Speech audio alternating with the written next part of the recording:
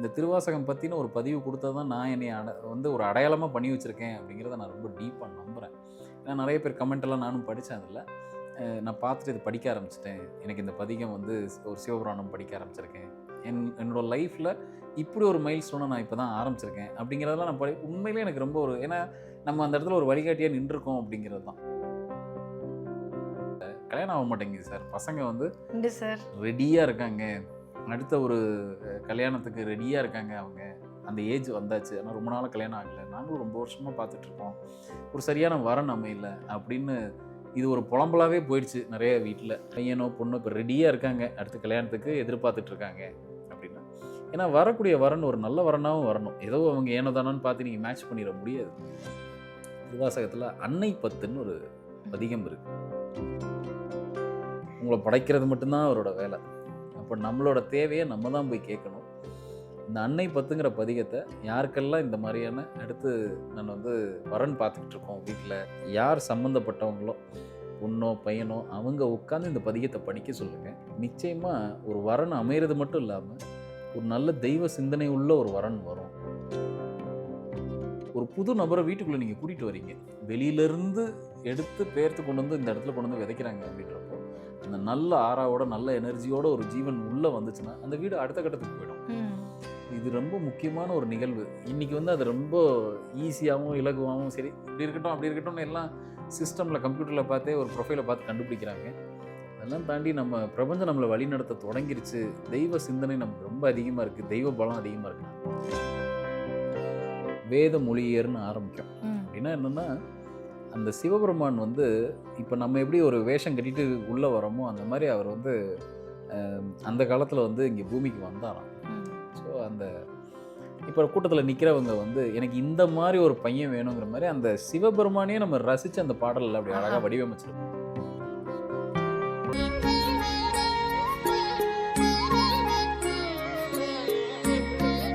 Sri மகாஸ் infinity நேயர்களுக்கு நர்மதாவின் அன்பான வணக்கம். நம்மளுடைய சேனலில் தொடர்ந்து பல்வேறு விதமான ஆன்மீக தகவல்கள் பார்த்துட்ருக்கோம். அந்த வகையில் இன்றைக்கி நம்ம பார்க்க போகிற இந்த ஒரு பதிவில் நேயர்கள் கேட்டிருக்கக்கூடிய பல்வேறு விதமான கேள்விகளுக்கு தெளிவான பதில் கொடுக்கறதுக்காக நம்ம கூட இன்றைக்கி பிரசன்ன ஜோதிடர் ஆஸ்ட்ரோநியூமராலஜிஸ்ட் டாக்டர் மகாஸ் ராஜா அவர்கள் அணிஞ்சிருக்கிறாங்க. வணக்கம் சார். வணக்கம்மா சார். தொடர்ந்து நம்மளுடைய சேனலில் வந்து நிறைய புதுமையான பதிவுகள் கொடுத்துட்ருக்கோம் சார். அது மக்களுக்கு நிறைய யூஸ்ஃபுல்லாக இருக்கிற பதிவுகள்லாம் கொடுத்துட்ருக்கோம். ரீசெண்டாக நம்ம வந்து திருவாசகம் பற்றி சொன்னது கூட வந்து கிட்டத்தட்ட வந்து 1 மில்லியன் தாண்டி நிறைய பேர் வந்து கமெண்ட்ஸில் வந்து நீங்கள் சொன்னதுக்கு பிறகு நாங்கள் வந்து திருவாசகம் படிக்க ஆரம்பிச்சிருக்கோம், திருவாசகம் படிக்க ஆரம்பித்ததுக்கு பிறகு என்னோடய வாழ்க்கையில் இந்த மாதிரியான மாற்றங்கள் ஏற்பட்டிருக்கு, அந்த மாதிரி நிறைய விஷயங்கள் சொல்லியிருக்காங்க சார். அதில் நான் வந்து ஆசைப்படுற என்ன விஷயம்னா, நீங்கள் நிறைய புத்தகங்கள் படிக்கிறீங்க, நிறைய இலக்கிய புராணங்கள் தெரிஞ்சு வச்சுருக்கீங்க. ஸோ ஒரு தடவையும் ஒரு பதிவாவது எங்களுக்கு அது சம்மந்தமாக கொடுத்தீங்கன்னா எங்களுக்கு ஏதாவது படிக்கணும், வாழ்க்கையில் ஏதாவது ஒரு நல்ல ஸ்டெப் எடுத்து வைக்கணும்னு நினைக்கிறப்போ அதுக்கான கைடன்ஸ் கிடைக்காம இருக்கிறவங்க நிறைய பேர் இருக்காங்க. ஸோ அந்த மாதிரி இருக்கிறவங்களுக்கு இந்த மாதிரியான பதிவுகள் ரொம்ப யூஸ்ஃபுல்லாக இருக்கும் சார். ஸோ எங்களுக்காக வந்துட்டு நீங்கள் படித்த இல்லை மக்கள் எல்லாரும் படிக்கணும் அப்படின்னு ஆசைப்படக்கூடிய ஒரு புத்தகம் இல்லை ஒரு வாசகம் இல்லை வந்து ஒரு வரிகள் நீங்கள் கண்டிப்பாக அதை படித்து ஃபாலோ பண்ணணும்னா எந்த மாதிரியான புத்தகத்தை எங்களுக்காக நீங்கள் ரெஃபர் பண்ணுவீங்க சார்? நான் ஏன் வந்து இதை ஒரு பதிவாக கொடுக்கணும்னு நினச்சேன், ஏன் இதை வந்து ஒரு பதிவாக கொடுத்தேன், நல்ல வேலை அதுக்கு ஒரு நன்றி உங்களுக்கு தான் சொல்லணும். ஏன்னா போன தடவை இதை பற்றி நம்ம ஏன்னா நான் என்னோடய ஆஃபீஸில் என்ன பண்ணிகிட்ருக்கேன்னு கிட்ட வந்து பார்க்குறவங்களுக்கு தான் தெரியும். எதை நான் ரொம்ப வந்து விரும்பி எந்த பதிகத்தை கேட்குறேன், என்ன பண்ணுறேன், எப்படி இதை வந்து ஆன்மீகத்தோடு ஒன்றிணைஞ்சு எப்படி இருக்கேன் அப்படிங்கிறத நேரில் பார்க்கும்போது தெரியும், கிட்ட இருந்து பார்க்குறவங்களுக்கு தெரியும். சரி இதை ஒரு பதிவாக கொடுக்கலாம், இதை மற்றவங்களுக்கு சொல்லலாம் அப்படின்ட்டு. இது வந்து ஒன்றும் பெரிய மறைபொருள் ரகசியம்லாம் ஒன்றும் கிடையாது. நிச்சயமாக எல்லோரும் தெரிஞ்சுக்கணும், எல்லோரும் பண்ணணும் அப்படிங்கிறக்காக தான் இது ஒரு முயற்சி எடுத்து பண்ணோம். உண்மையிலே நம்ம எதையாவது செஞ்சுட்டதுக்கு ஏதோ ஒரு சாதிச்சோன்னு நமக்கே ஒரு உள்ளார்த்தமாக தோணும் இல்லையா? எனக்கு இந்த பதிவு போட்டதுக்கப்புறம் எனக்கே பரவாயில்ல, இப்படி ஒரு சேனலை ஆரம்பித்து இவ்வளோ தூரம் நம்ம கொண்டுட்டு வந்ததை ஒரு யூஸ்ஃபுல்லாக இப்படி ஒரு விஷயத்தை நம்ம கொடுக்குறது ஒரு பிளாட்ஃபார்மாக நமக்கு அமைஞ்சது, இப்படி ஒரு வாய்ப்பு நமக்கு இறைவன் கொடுத்துருக்காரு அப்படின்றது எனக்கு உண்மையிலே ஒரு பெரிய உள்ளார்ந்த ஒரு பெரிய மகிழ்ச்சி தான். கண்டிப்பாக சார். எங்களுக்குமே ரொம்ப சந்தோஷமாக இருந்தது. ஏன்னா உங்ககிட்ட நாங்கள் வந்து பழகிற சில பேருக்கு தெரியும் உங்களுக்கு எவ்வளோ நாலேஜ் இருக்குது, என்ன மாதிரியான புத்தகங்கள் படிக்கிறீங்க, எவ்வளோ விஷயத்தை பிரபஞ்சத்துக்கு கூட நீங்கள் வந்து அணுகிறீங்க அப்படிங்கிறது. அதில் ஒரு சின்ன துளியை வந்து நாங்கள் உங்கள் மூலமாக தெரிஞ்சுக்கிட்டு நாங்களும் உங்களை மாதிரி ஒரு ஃபாலோ பண்ணி ஒரு லைஃப் ஸ்டைல் வாழ்கிறோம் அப்படின்றத நாங்கள் வந்து உங்ககிட்ட இருந்து கற்றுக்கும் போது எங்களுக்குமே ரொம்ப ஹாப்பியாக இருக்குது சார். அது நம்மளும் ரொம்ப ஒரு சின்ன துளி தான். நம்ம வந்து எங்கேயோ ஒரு கரையில் நின்றுட்டு எதையோ தேடிக்கிட்டு இருக்கோம். அந்த நாலேஜுங்கிறதுல நம்ம ஒரு சின்ன ஒரு இடத்துல நின்று தேடிக்கிட்டு இருக்கோம். நம்ம கண்டதை நம்ம பார்த்ததை ஒரு சில விஷயத்தை அதை மக்களோட பகிர்ந்துருக்குறோம். அவங்களுக்கு அதை எங்கேயோ ஒரு இடத்துல அவங்க லைஃப்பை டச் பண்ணட்டும் அப்படிங்கிறக்காக தான். இப்போ நம்ம இவ்வளோ நாள் பண்ணதுக்கு ஏதோ ஒண்ணு அடையாளப்படுத்தி வச்சுட்டு போணும் இல்லையா? உண்மையிலேயே நான் நினைக்கிறது, இந்த திருவாசகம் பத்தின ஒரு பதிவு குடுத்தா தான் நான் என்னைய வந்து ஒரு அடையாளமா பண்ணி வச்சிருக்கேன் அப்படிங்கிறத நான் ரொம்ப டீப்பா நம்புறேன். ஏன்னா நெறைய பேர் கமெண்ட் எல்லாம் நானும் படிச்சேன் அதுல. நான் பார்த்துட்டு இத படிக்க ஆரம்பிச்சுட்டேன். எனக்கு இந்த பதிகம் வந்து ஒரு சிவபுராணம் படிக்க ஆரம்பிச்சிருக்கேன். என்னோட லைஃப்ல இப்படி ஒரு மைல்ஸ்டோன நான் இப்ப தான் ஆரம்பிச்சிருக்கேன். அப்படிங்கிறதெல்லாம் நான் உண்மையிலேயே எனக்கு ரொம்ப ஒரு ஏன்னா நம்ம அந்த இடத்துல ஒரு வழிகாட்டியா நின்றுருக்கோம் அப்படிங்கிறது தான். இது ஒரு உண்மையிலேயே ஒரு நல்ல விஷயம் தான். இப்ப என்ன நம்ம மக்கள் என்ன அடுத்த கட்டத்துக்கு போயிட்டாங்கன்னா, எனக்கு என் பண பிரச்சனை தீரணும். எனக்கு பணம் நெறையா வரணும். அப்ப ம். ஏதாவது ஒரு பதிகம் சொல்லுங்க. எனக்கு கடன் அடையணும். எனக்கு ஒரு பதிகம் சொல்லுங்க. ஏன்னா நம்ம ஆஃபீஸ்க்கு வரக்கூடிய நெறைய கால்ஸ்ல வந்து பார்த்தீங்க அப்படின்னா, முக்கால்வாசி பேர் கேட்கிற ஒரு விஷயம் தான். திருவாசகம் பதிவ பார்த்தோம். எங்களுக்கு பண வரவு வேணும். இல்ல பண கஷ்டம் போணும். என்ன பண்ணலாம்? என்ன பண்ணலாம்? அப்படின்னு கேட்க ஆரம்பிச்சுட்டாங்க. இப்ப நான் என்ன புரிஞ்சுக்கிட்டேன் அப்படின்னா, அப்போ இறைவனே வேணும்னு கேட்கிறத விட, நமக்கு இந்த பிரச்சனை தான் பெருசா தெரியுது. இதுக்கு தான் நம்ம பெரிய முக்கியத்துவம் குடுத்துட்டு இருக்கோம். நம்ம எதுக்கு ரொம்ப முக்கியத்துவம் குடுக்குறோமோ, அது நம்ம தலை மேல ஏறி உட்காந்து நம்மள ரூல் பண்ண போது, நம்மள ஆட்சி பண்ண போதுங்கிறது நம்ம தான் அத புரிஞ்சுக்கணும். மக்களோட மென்டாலிட்டி எவ்வளோ சிறுசா இருக்குங்கிறதையும் இதில நான் புரிஞ்சுக்கிட்டேன்.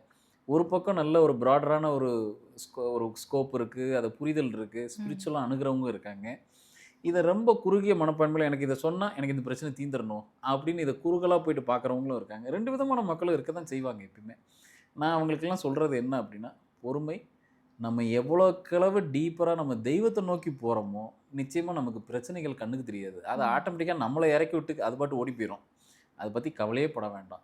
இருந்தாலும் நம்ம ஏதோ ஒரு லைஃப்ல ஏதோ ஒரு ஈவென்ட்டுக்காக நம்ம காத்துக்கிட்டு தான் இருப்போம். இப்போ ஒருத்தருக்கு வந்து நல்ல ஒரு வேலை கிடைக்கணும்.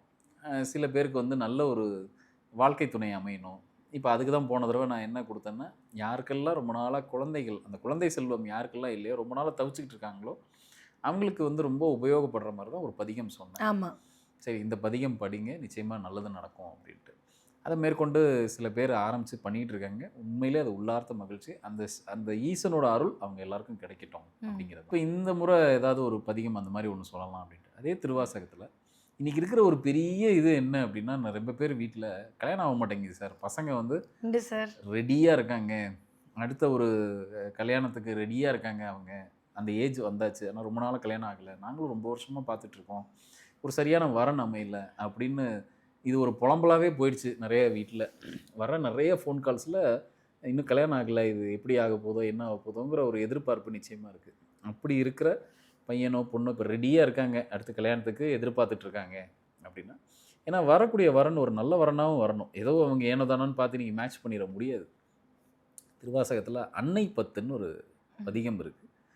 அந்த பதிகத்த தாராளமா யாருக்கு கல்யாணம் ஆணுமோ, இதுல இது ஒரு பிரச்சனை வேற இருக்கு. சார் என் பொண்ணுலாம் படிக்க மாட்டாங்க சார். அவங்கலாம் ரொம்ப நான் பிஸி சார். படிக்கட்டுமா அப்படின்னு நான் கேட்கறவங்க. படிக்கலாமா? அப்படின்னு. எல்லாருக்கும் வயிறு தனி தனி தாம்மா அப்படின்னுவேன் நானு. அதனால அவங்க அவங்களோட பசிக்கு அவங்க பசி ஆத்திக்கிறது தான் சரி. ஏன்னா முதல்ல நமக்கு அந்த எண்ணத்த நம்ம விதைக்கணும். நம்ம கரெக்ட்டான ஒரு நபர் வரணும். நம்ம லைஃப் நல்லா இருக்கணும்னு நம்ம தான் அதுக்காக முயற்சி பண்ணணும். இன்னைக்கு நம்ம மாடர்ன் ஆயிட்டோங்கிறதுக்காக நம்ம அம்மாவ அப்பான்னும், அப்பாவ அம்மான்னும் கூப்பிட போறது இல்ல. இல்ல. அதை எதையும் நம்ம மாத்திக்கல இல்லையா? சாப்பிடுறது எதையும் மாத்திக்கல இல்லையா? சாப்பிடுற உணவு வேற மாறிடுச்சே தவிர, நம்ம அதெல்லாம் ஒண்ணும் குறைச்சிக்கலையே, எதையும் மாத்திக்கலையே. அதே மாரி தான் நமக்கு என்ன தேவைங்கிறத நம்ம கொண்டு போய் இந்த பிரபஞ்சத்தில சேர்த்தா தான், இறைவன்ட்ட நம்ம முறையீடு வச்சா தான், அப்ப இறைவனுக்கு தானா தெரியாதா? அவர் கொண்டு வந்து குடுக்கணும்னு. அந்த வேலை அவருக்கு கிடையாது.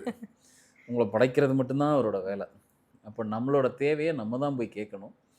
இந்த அன்னை பத்துங்கிற பதிகத்த யாருக்கெல்லாம் இந்த மாரியான அடுத்து நான் வந்து வரன் பார்த்துக்கிட்டு இருக்கோம் வீட்ல. யார் சம்மந்தப்பட்டவங்களோ, பொண்ணோ, பையனோ அவங்க உட்காந்து இந்த பதிகத்த படிக்க சொல்லுங்க.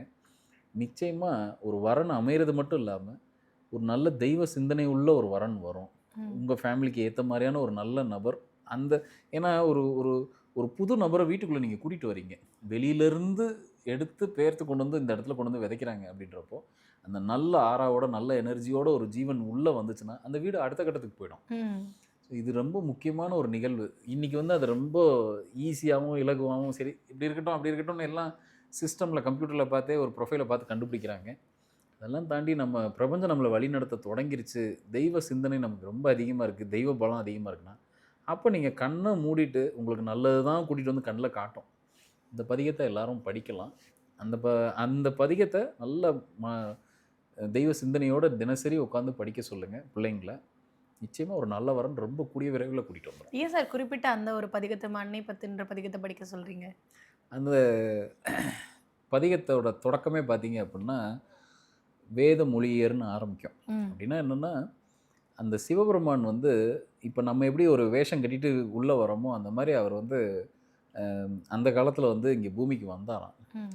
ஸோ அந்த இப்போ கூட்டத்தில் நிற்கிறவங்க வந்து எனக்கு இந்த மாதிரி ஒரு பையன் வேணுங்கிற மாதிரி அந்த சிவபெருமானே நம்ம ரசித்து அந்த பாடலில் அப்படி அழகாக ஆஹா. வடிவமைச்சிருப்பாங்க. ம்ஹ்ம். ஸோ அதில் நல்லாயிருக்கும் அந்த பாட்டே பார்த்தீங்கன்னா அவ்வளோ நல்லா போகும். ஸோ அதை உட்காந்து படிக்கும்போது என்னென்னா நமக்கு சிவபெருமான் மாதிரி ஒருத்தர் கிடைச்சா எவ்வளோ நல்லாயிருக்கும். ஐயன் மாதிரி கிடைச்சிட்டா வேற என்ன சார் வேணும்? ஸோ அதனால் அவர் தான் இந்த உலகத்தோட படைப்பாளி, மிக ம். சிறந்த படைப்பாளி அவர் தான். ஸோ அவர் மாதிரி அந்த சிந்தனையோட அவரோட துளியாக ஒருத்தர் கிடைச்சிட்டா தெய்வ சிந்தனையும் ஏன் நம்ம திருப்பி திருப்பி அந்த வார்த்தையை திருப்பி திருப்பி சொல்கிறோம்னா இன்றைக்கி மிருக சிந்தனை ரொம்ப அதிகமாகிடுச்சு. உண்டு சார்.